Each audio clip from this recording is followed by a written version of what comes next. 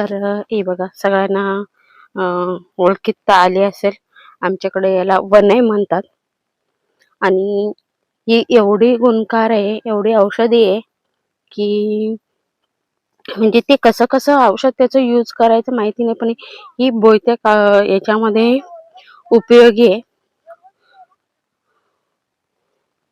खरं म्हणायचं तर ही औषधी एखाद्या मंद व्यक्तीला पण बुद्धी आणू शकते, एवढी औषधी आहे. त्याचा उपयोग कसा करायचा, काय करायचा हे मला सुद्धा माहिती नाही. ते म्हणजे औषधं देतात आयुर्वेदिक, जंगली आयुर्वेदिक औषधे देतात, त्यांना परफेक्ट माहिती असतं.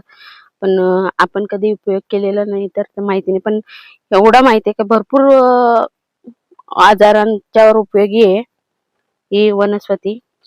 आणि कधी आपलं अंग दुखायला लागलं, काय दुखायला लागलं तर याच्या गरम पाण्याने याच्या शेक घेतला, अंघोळ केली तर आपलं अंग दुखायचं बरं होतं. गुडघे वगैरे दुखायला लागले तर बरं होतं याच्याने. अशी वनस्पती आहे. तर चला, एवढी माहिती होती ती